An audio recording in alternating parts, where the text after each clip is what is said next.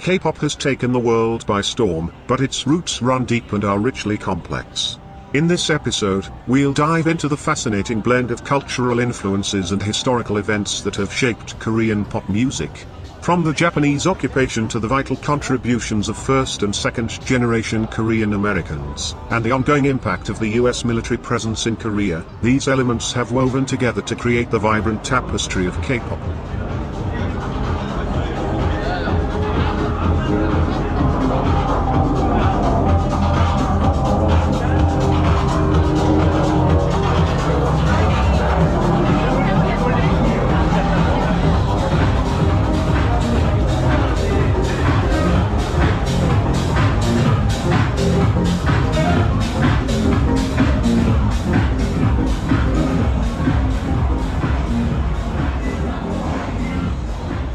We'll also delve into the concept of beauty through both Korean and broader Asian lenses, how Korean beauty standards can serve as a source of empowerment for women with similar backgrounds.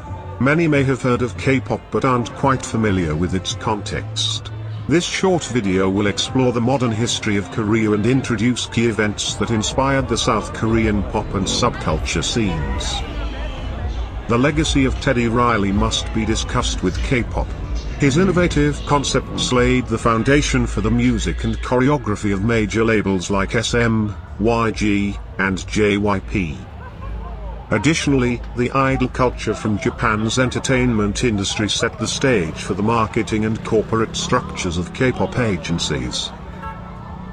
South Korean society has undergone rapid changes since the 20th century.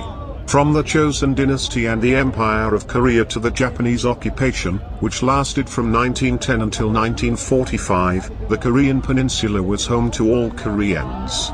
But since liberation, the country was split along the 38th parallel by ideologies that defined the 20th century: communism in the north, supported by neighboring China and Russia, versus capitalism and American influence in the south. While capitalist values found their presence within traditional ethics, South Korean society began to draw inspiration from across the Pacific and its southern neighbor, Japan. US forces have been residing in South Korea since the Korean War. For over 70 years, the Americans have been more than allies. They brought their families, leaving footsteps of their culture. The first Korean rock bands were formed around the camps, playing mostly cover songs for the expats. Oftentimes, they would exchange their night's pay for the latest records. In 1957, the Armed Forces Korea Network, AFKN, aired across the nation. The television channel was programmed on number 2 and radio on 102.7 FM, becoming the main outlet of Western pop culture. The channels provided public service announcements and emergency drills but also shared news and entertained employees and their families. Before the internet took over, AFKN was the sole source of Western popular culture for most South Koreans. Bong Joon-ho, the filmmaker behind Parasite, developed his passion for films through AFKN, as did many other Koreans who found inspiration through the channels. However, often too graphic and inappropriate for South Korean society at the time, AFKN pushed the boundaries of taboo, much like the K-pop scene today in other Asian countries where there are taboos in the mainstream industry. Itaewon, in the Yongsan district of Seoul, welcomed the US forces and their families. The base was located at the heart of Seoul, and the government planned to host most of the foreign embassies and residences in the area. Interestingly, the government designated a special entertainment district along the areas where the US military was stationed. Although most military personnel left Itaewon in the 2010s, from the 1950s until the 1990s, Itaewon was a melting pot of Korea. Waves of counter-immigration brought Korean Americans, North Americans, Africans, Asians, and Europeans, forming a rich community. Since the mid-80s, locals were allowed to enter the expats-only venues. Itaewon's Moon nightclub became the spot for everyone who adored the American television program Soul Train and breakdancing. Pak Nam-jong, a well-known dancer from the club, debuted on mainstream TV in 1988. By the mid-90s, most of the major artists, producers, and dancers came from the club. Moon nightclub was like a university for hip-hop and R&B acts in Korea.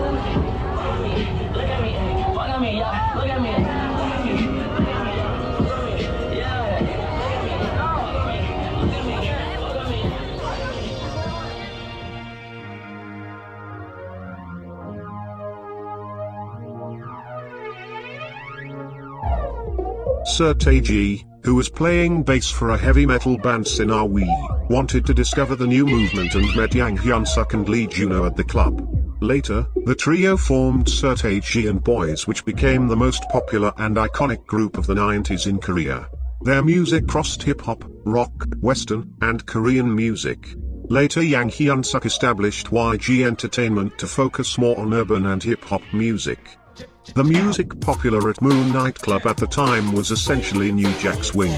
Teddy Riley, credited with creating this genre, blended rhythm and blues with hip-hop, bringing a more urban feel.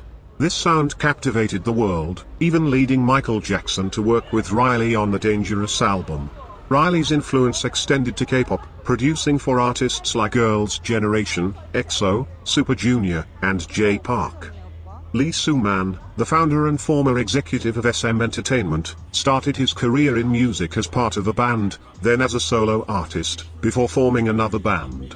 Despite partial success, media censorship policies under the Chun Doo-hwan government discouraged him from continuing his career in the Korean music industry. In 1980, he moved to the United States to pursue a career in computer engineering, witnessing the rise of superstars of the MTV generation, such as Michael Jackson.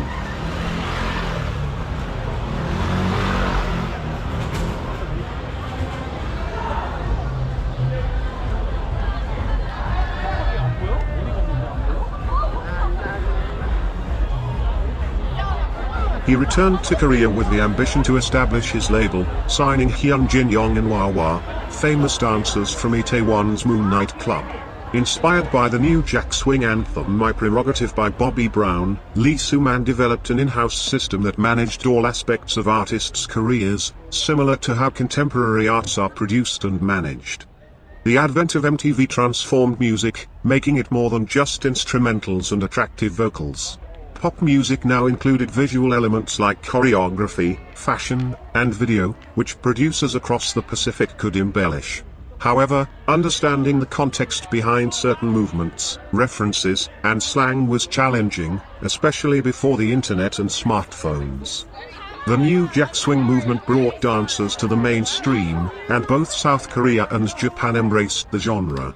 K-pop and J-pop began to adopt American trends in their dance crews, with each scene influencing the other. SM Entertainment took inspiration from Johnny and Associates' in-house produced idol industry in Japan. Later, Japanese artists referenced fashion, choreography, health, and beauty trends from Korean groups like Big Bang, to Anyone, Blackpink, and BTS.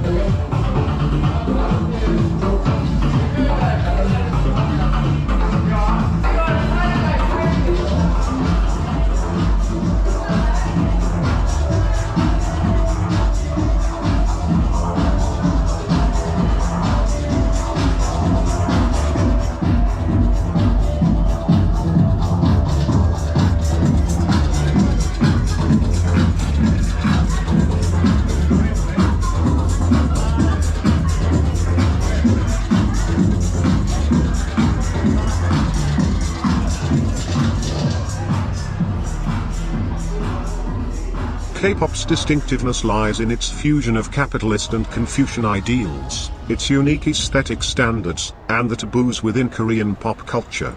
The influence of Korean Americans, particularly during the 90s, was pivotal to the evolution of K-pop.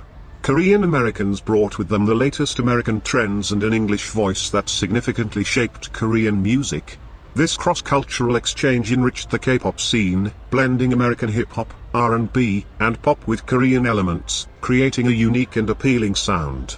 The presence of Korean American artists and producers in Korea introduced fresh perspectives and styles, helping to propel K-pop onto the global stage.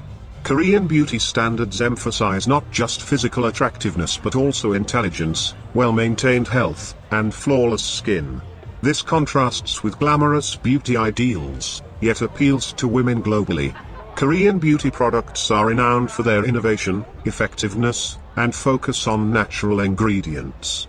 The meticulous skincare routines and emphasis on inner health resonate with a global audience seeking both immediate and long-term beauty solutions. Moreover, the K-beauty industry promotes a holistic approach to beauty that encompasses not only physical appearance but also mental well-being and self-care. Across many cultures and societies, the Korean censorship is acceptable. There are certain lines and modesty required in each society, which means there are markets for Korean mainstream and underground cultures.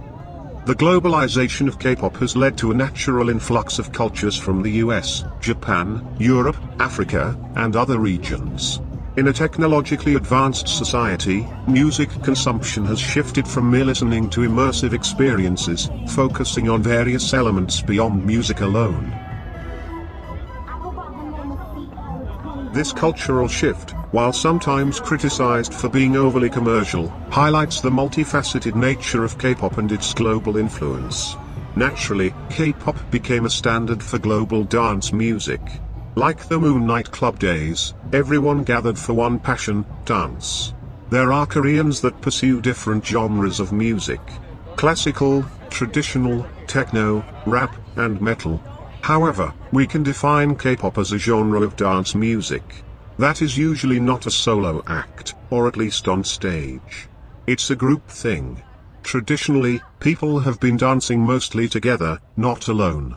K-pop is an invitation to dance. Whatever mood you are in, this is an invitation for you to dance. So what happened to Moon Night Club? The club and party scene moved from Itaewon to Bogwang-dong and Hongdae. Previously Itaewon before Hongdae. Naturally the venue shut down, and over a decade later, the area became once a popular club, Seoul. After COVID, the site was demolished and currently it's a veterans hall. The streets used to be full of fun and filth, but since COVID, the neighborhoods have been gentrified one by one.